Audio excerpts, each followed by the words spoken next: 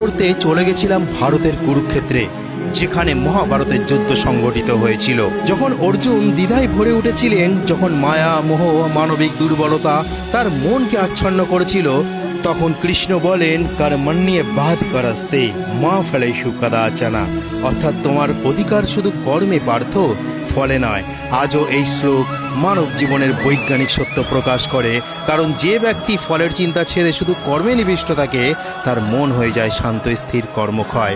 মনোবিজ্ঞানে কে বলে mind in flow state, যেখানে আত্মা ঈশ্বরের সঙ্গে একত্র হয়ে যায়। আর এখানেই আপনারা দেখতে পাচ্ছেন সেই তীব্র স্থান। আমার তো শরীরের পশম খাড়া হয়ে গেছিল, শরীরে কাঁটা দিয়ে উঠছিল যখন এই স্থানে আমি দাঁড়িয়েছিলাম।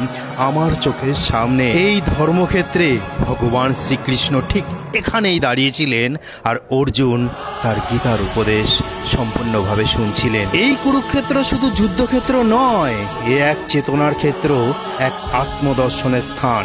এখানে দাঁড়িয়ে অনুভব করা যায় যে মানব জীবনের যুদ্ধ বাইরের নয়, এ যুদ্ধ আমাদের ভেতরের, অহংকার আর কর্তব্যের, ভয় আর বিশ্বাসের, মায়া আর মুক্তির।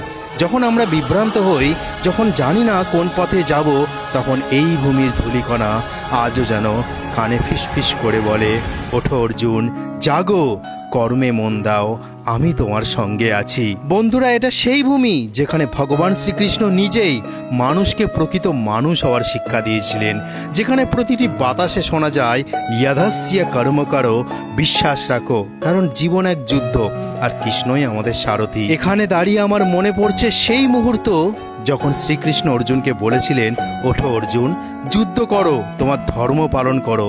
আজ বুঝতে পারছি সেই উপদেশ শুধু অর্জুনের জন্য নয়, আমাদের প্রত্যেকটি জীবনের জন্য, প্রত্যেকটি সনাতনীর জন্য। হরে কৃষ্ণ।